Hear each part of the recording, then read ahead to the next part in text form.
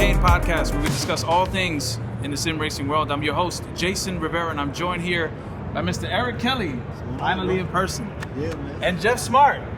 Good to see you guys in person. Arnold, the CEO of Simucube. Great to be here, man. How are you doing? Yeah, absolutely great. Yeah, man, it's wild.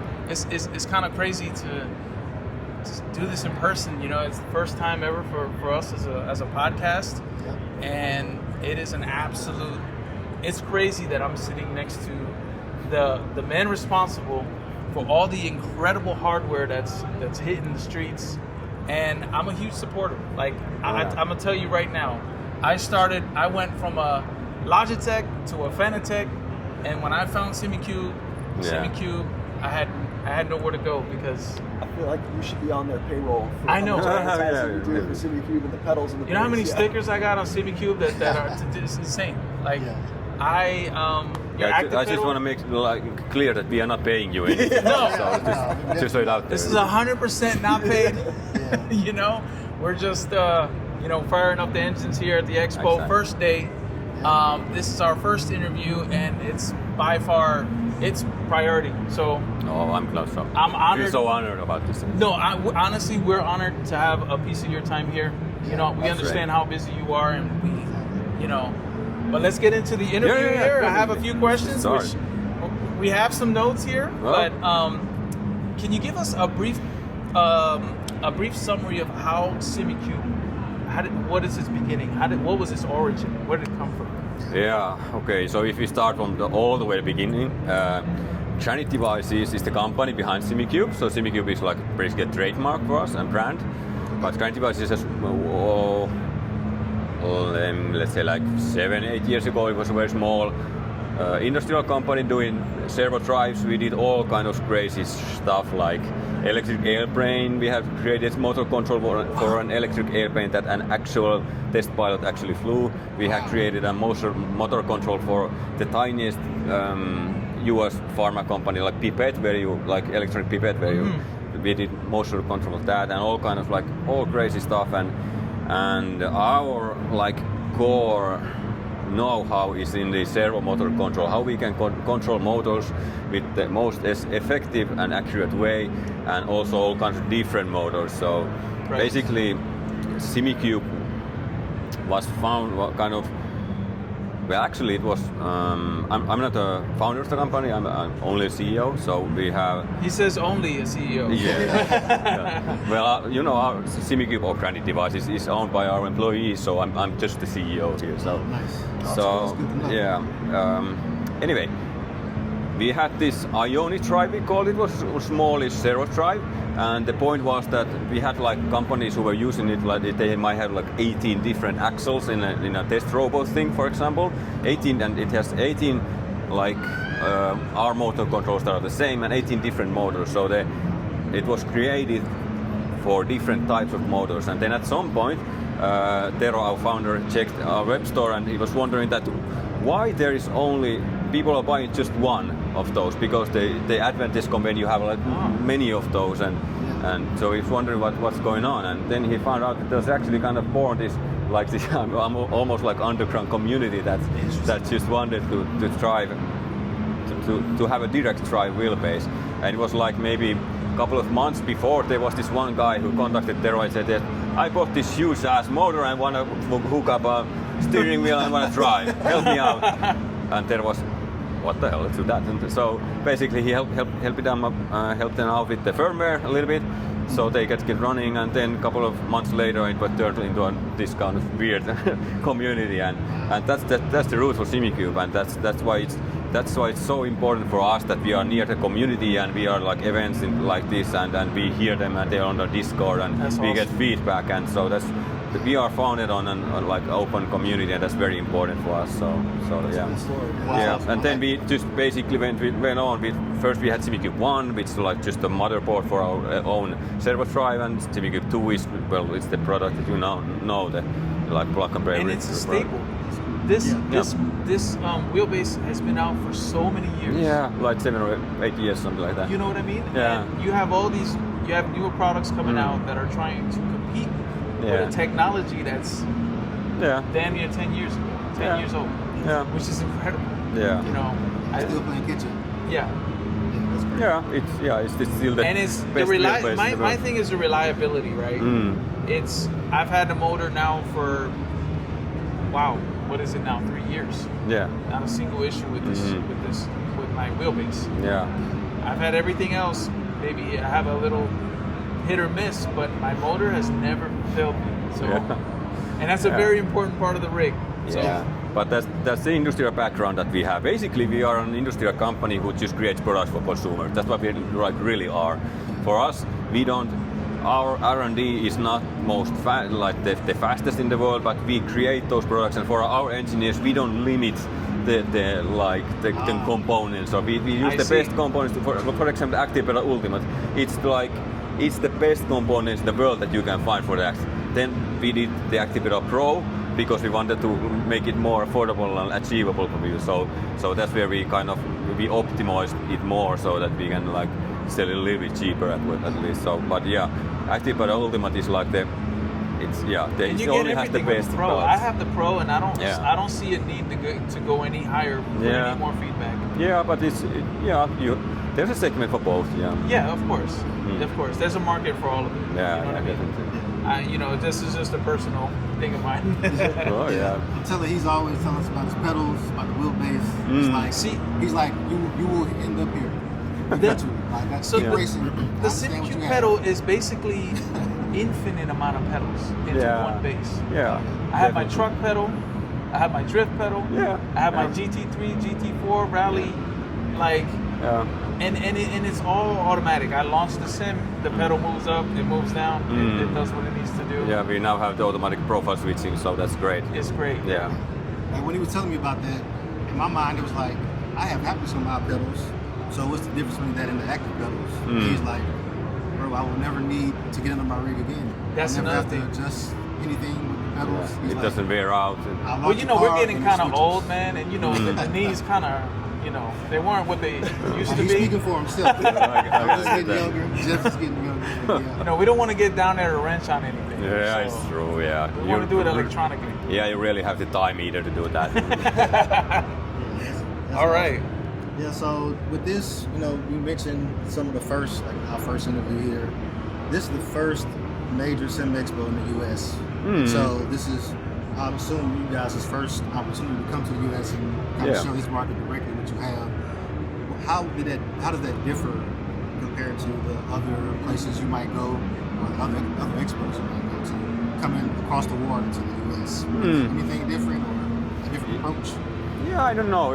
I think that this actually was quite a big risk for actually all the companies, because it's the first time, so we didn't really know that how many people would be able to attend here and does it have traction and so on. So it was quite a big risk, because obviously it is quite expensive to come here. We have team of more than 10 people joining here, so yeah, but yeah, we are here, and so far it looks great. I mean, yeah, that's what I was saying. We've been trying to get past y'all's booth. Yeah. We couldn't make it past, so eventually we'll get past it. As far as this, Yeah, we were having way too much fun. Yeah. And you saw us having fun too. oh yeah, definitely did. Oh yeah, it was. We didn't even make it a few feet into the expo yet. But we'll get there. We got 3 days. Yeah, that was actually. I personally have an industrial background, so I was just talking with one of the guys that one of the key points why sim racing is so much better than industrial is because you can you see the joy in people's eyes when they try out something like that for the first time, and they first with the Active Pedal, for example, it's hard because it's tough to sell, or it's tough to explain to people what it does and how it feels, but when they get to try it out, then now I get it. So and then when driving around the track, and you can see the kind of how happy they are, like grown men, well, and women too, but I mean, honestly, I know Jeff is already sold on some equipment already, and I'm like, we haven't even seen anything yet. We need to calm down. Right. Because when you try something again, it's really, you and I briefly spoke about this off camera, and I was like, there's so many different wheelbases out there. Yeah. But until you really need hands-on, right? You really need to fine-tune things. Because even though you could tell me, hey, this wheel is 100% dialed in, but it's not dialed into basically the feedback or information that I'm looking for out of a car. Yeah. You know, Yeah. to make me faster on track, to make me more aware of, of driving patterns or the car. You know what I mean? Car habits. All cars are different. So, but yeah. I think that's something that we have kind of struggled with. I mean, at least until kind of, if you think like engineering standpoint, it would be great if we can say that this car feels like this, use this profile, end of discussion. That's it. Yeah. But it doesn't work like that. People, first, you can tune the cars. I mean, if you think about the Formula One cars, they're custom made for the driver. But then with like even GT cars, you adjust everything so that the driver is happy. So the cars are different. People feel things differently and they want different things from the simulator, and if you want to like immersion or do you want fastest lap time, it's a completely two different things. So it's like you cannot have a profile type or like the profile for everyone. It's just you need to have the adjustability, and that's like what we are struggling with, kind of the user experience, how we can make it as easy as possible to use and still like allow everything to be adjusted, and so that you can dig out stuff that you actually want to feel in the, for example, wheelbase or a pellet. So yeah, that makes sense. And I think that kind of sums up the difference, because we got to test out 2 of the motion rigs, and until you try motion, you can't really process. We just the got difference off motion simulators. Our hearts are still, bro. I don't know how we're being still here right now. It looks funny. It's hard to describe the difference between motion, Definitely. but just between those two, like you said, just they're like different experiences. Yeah. And just between those, one was very entertaining, and the other felt like dialed in, like like I could be fast. Yeah, definitely. Oh yes. And they were both great in their own right. So I think that's a great way to sum it up. Yeah. So kind of follow-up question. What is Simucube's goal? What are you guys looking for? When you guys came across the pond to the first expo here, what are you guys hoping by coming here that you can achieve? For the expo? Yes.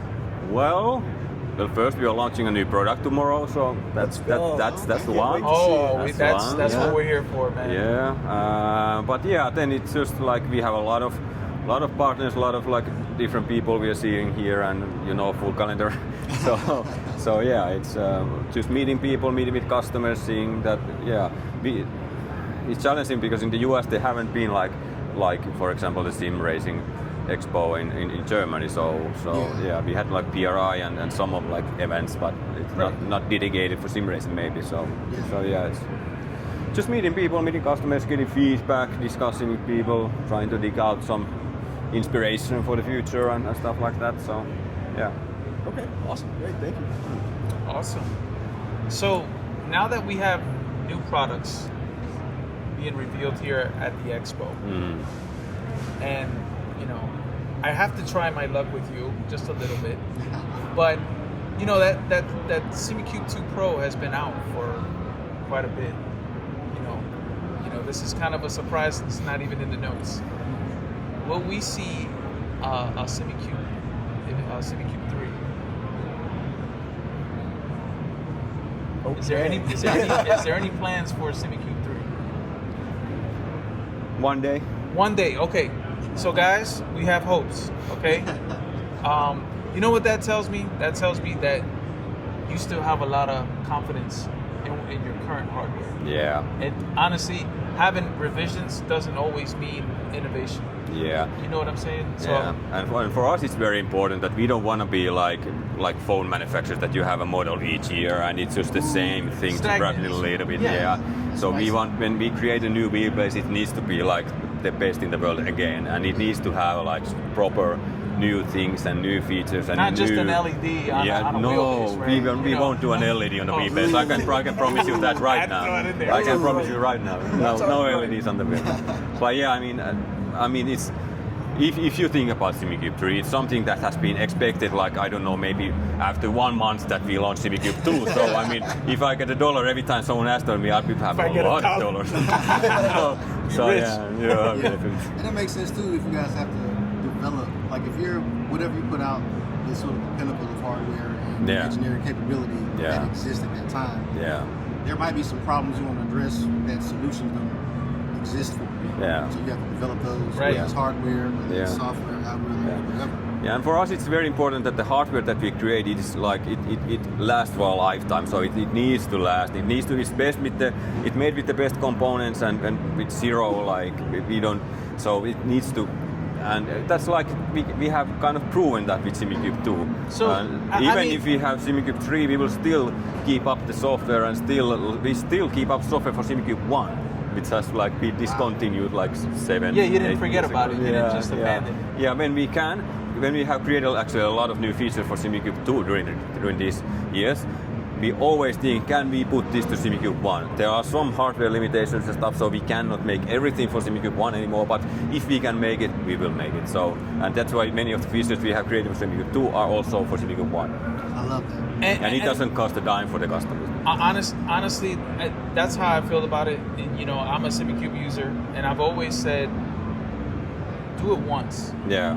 You know what I mean? Because if I'm gonna spend a certain amount of money, then I'm gonna expect a certain amount of quality. Yeah, definitely. You know what I mean? And to hear that even if a Simucube 3 did come out, say next month or tomorrow, I'll have high hopes for that one. He said one day, so I'll wait for that one day. Oh yeah.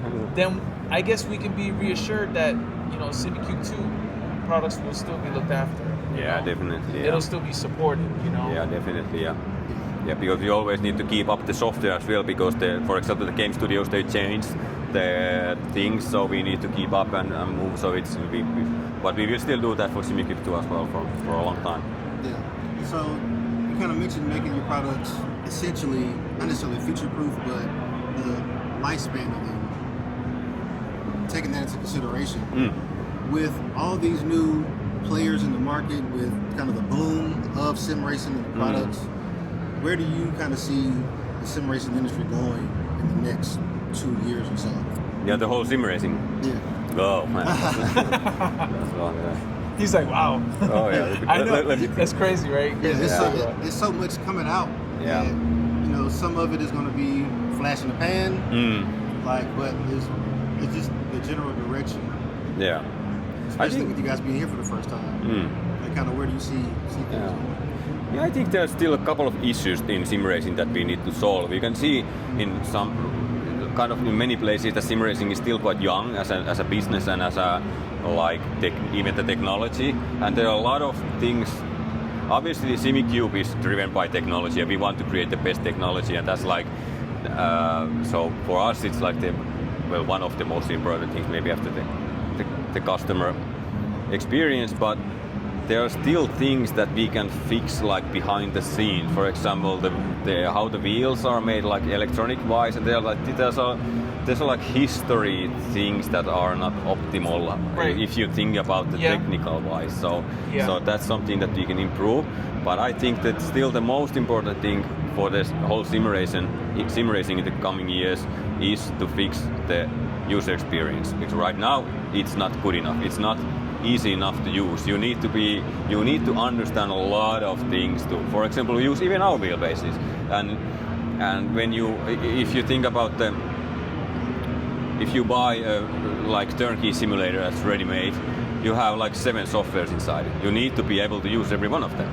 And that's like for each of the manufacturers, you have your own software, at least one software. Some may even have multiple softwares, and they don't talk to each other. Yeah, we need to fix that as a sim racing. I mean, that's also what we are discussing with many of these partners here too. So that's interesting.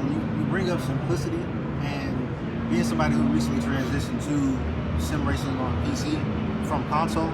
Yeah. Have you guys looked at kind of like what consoles are doing as far as kind of packaging the hardware and the software together? Yeah, sort of. Yeah. We need to move into that direction. Yeah, I think so. Okay. Yeah. And you can see it how it has been done now is that all the manufacturers have their own ecosystem, and we have tried to get our quite open. For example, the wheels, we can support many manufacturers' wheels, and obviously because of some routes and so on. But yeah, I think that's, as a sim racing, we need to fix that somehow, improve that. That's interesting. That is. You kind of just think that's. I think that's the first time we've heard that on the show. Yeah. Because you just kind of, it's kind of par for the course. course. They're thinking different. They're thinking it's a great point because my brother was like, hey, I'm thinking about getting into sim racing. Yeah. And he doesn't know a thing about a PC, right? And my biggest concern for him, he can hook up stuff with USB or, all that stuff. The physical connection is easy, but he's going to be way over his head when it comes to all the different software, like you just said, your pedals, yeah, sometimes you just want to jump in and race. Like the knowledge gap that you have to have to entry into sim racing, to your point, is fairly high. Yeah. Higher than the average person walking around on the streets has. So I think you bring up a great point that we have thought this quite a long time, and we have this. So far it has been most like internal vision for our company. We have this thing we call one-click race. Is that you need to be able to start racing with one click. That's like the ultimate goal for us. And right now we are maybe like 50 clicks or something, so we are way, even for us. I mean, just Simucube. I mean, I know that we can improve that. I don't if we get to one click maybe, but let's say 2 or 3 clicks. I mean, but one click is the dream. That's the dream. That's the dream. Yeah. That's ambitious. Yeah. But that's the direction where we need to go, and that's how we can spread the whole sim racing, because it needs to be easier to use. Right now it's too complicated. And I will say this: I've been a long-term user, and it used to be the True Drive software, and you guys improved that significantly. Yeah, it's true. Yeah. Because you combine the pedal software with the wheels and everything all together in one package. Yeah. I literally launch a game, and it knows what profile my wheel and what profile my pedal with one click. I guess. There you go. So you do have the one click somewhere. Yeah. We're kidding there. But Windows is kind of multiple clicks on Windows. It's true. Can't fix that one. We also discuss it with the game studios as well. So it's not just us. It's not just the hardware. It's also the software. And we need to, because you mentioned Windows. It's one of the obstacles that we have to navigate through, and that's why we are kind of creating the APIs and everything. So we work closer and closer with the game developers, so we can kind of bypass Windows a little bit and try to fix some of the issues that create. That would change. It's a breath of fresh air to know that the manufacturers see that as a gap that they can open up the market. Hey, if we don't make this as technologically complicated, we can open up the market, if you will, to more people. They don't look intimidated. If they, general population walked in here and saw those rigs, that's intimidating. There's no way I could manage all that in my house. So it's good to see that hardware, software that you guys have see that as a gap and trying to improve it. I think it's amazing that they actually care, because there's, like I said, the first time on the show I've heard, that level of thinking, right? Just thinking ahead and trying to make it easier for people. On top of the top end products and fidelity, they want to make it easier, which is amazing. Yeah. And I love to hear that. Yeah. So I could kind of change topics a little bit back to the expo and you guys coming, across the pond to here in the U.S. Where do you guys see from, your company Simucube to, what is your view of the U.S. market compared to the European market? Is there a difference? Yeah, there are some differences for sure. I mean, one concrete the thing that just popped in mind is that there's more need for ultimate in the US than in Europe. Maybe the people in Europe are more like they want the best value for the money, and US you want the best. So that's like the clear. You don't want to pay for it. That's interesting. I didn't mean to put words in your mouth, but it's interesting, perspective you put there. That's just the first thing that came to mind. But we sell more ultimate in US than we sell in EU, in comparison. So that's one thing. Yeah. I mean, that makes sense. Thinking about people that are trying to get into it, because if you're in the US, we aren't as exposed to it. So if you're into it, you've probably put in the effort. Yeah. You've dealt with the fact that I can't just click and launch the game. I have to build a computer. I have to understand all the software. So once you've invested all that time and energy, you understand the value of the ultimate. That's why it's so hard for me to move away from my setup, because everything works together.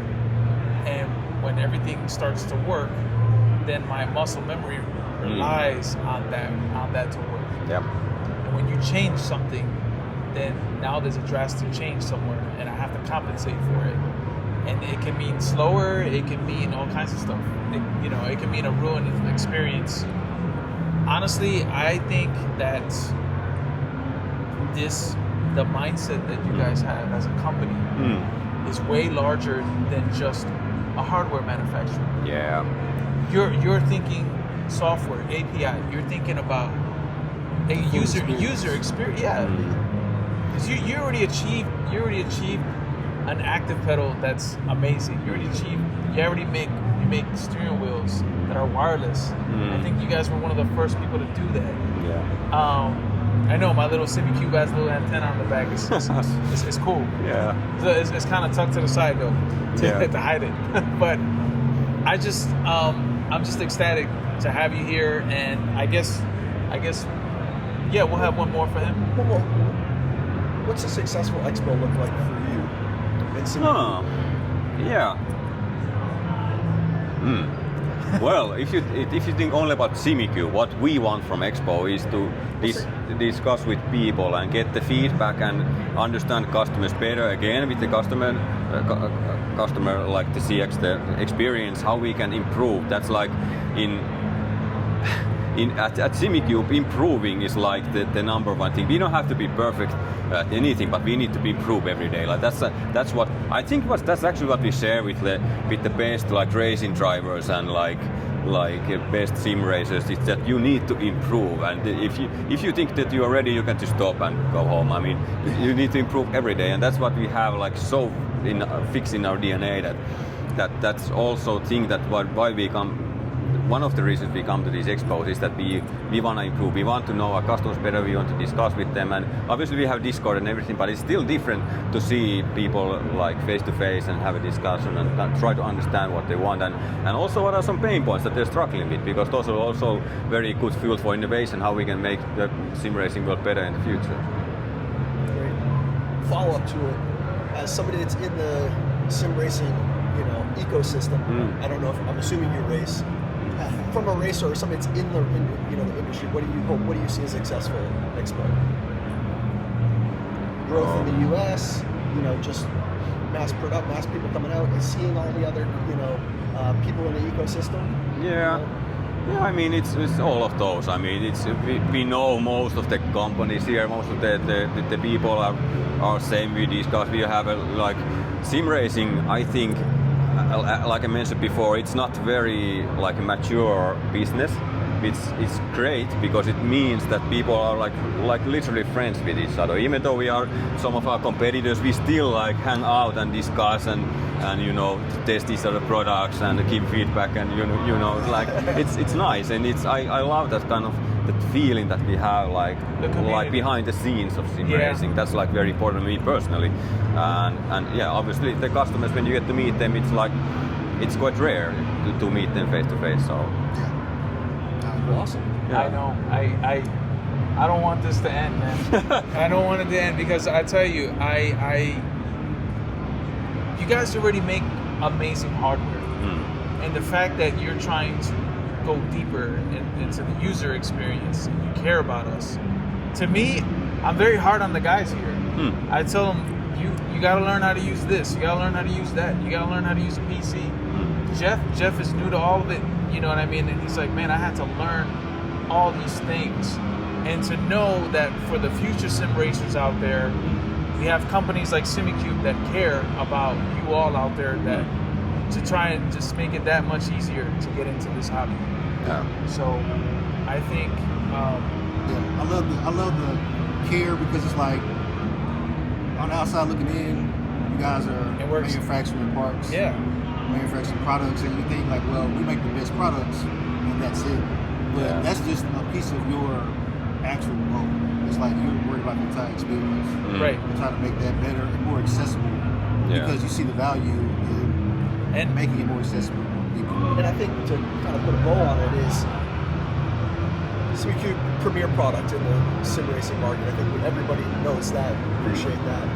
but to know that you're not just sitting back and enjoying, sitting up there looking back on everybody. Oh, yeah. We're still, you guys are still hammered down. Hey, They still care. we're trying to put distance between us and the next people. So that's good. And, you know, breath of fresh air. You guys aren't just sitting back. Hey, no, we're trying to move the sim racing community forward with better products, better support, and everything to do with your product. So as somebody, you know, in the industry, thank you for doing that. Yeah. I think it's very healthy for us, right? Because now, you know, we can feel comfortable to the fact to know that there's manufacturers out there that really care about our experience with your products, and not necessarily, you know, it doesn't have to be all of them. You know, you can have one, you can have two, you can have, you know, a wheel or whatever it is. You know, Definitely. so I just want to, I don't want to. I'm lost for words here. I'm excited. We just got off of a crazy simulator, by the way, and my heart's pumping. I'm really honored. To have you on our show. I would love to do a full-blown episode with you in the future, and I'm so excited to see what this mystery new product is tomorrow. So we'll be there for that reveal and take shots of it, and it'll be awesome. Excellent. Guys, do you have any other questions? No, just thank you for lending some of the rest of your time and having a conversation. Appreciate it. Yeah, thank you. It was great. Yeah. All right. We're honored, and thank you so much. I hope you enjoy your time here. We got a whole 3 days ahead of us. Yeah. So, just getting started. all right. Exactly. And with that, guys, thank you so much, and have a great. Well, I don't know. I don't know if I want to say start of your week, but we'll say have a great day for now, because we might be dropping a few of these. So thank you so much. Appreciate you. All right. Thank you. Okay. Excellent. Ta-da! The Simucube Co-Pedal, and this is what we're going to talk about today. Here it comes. It's a passive pedal, which is at the same time a clutch and a throttle, so you can use it as both. And it's configured first as a throttle out of the box, but you can change it as a clutch in a matter of minutes. It utilizes a technology called arc technology. It's basically, it looks like a guitar pick, only a bit thicker. And you replace that and a spring, and you have a clutch. It's kind of like this mechanical part, which gives you then a different force curve. And it uses a Hall effect sensor, but it doesn't measure the distance, but rather the turning of the screw. So it's actually super precise.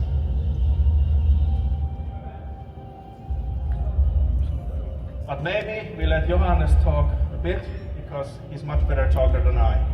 Passive pedals have always been pretty simple. You either get a clutch or you get a throttle. But this one does something. This is the Simucube Co-Pedal, a passive pedal that can be both.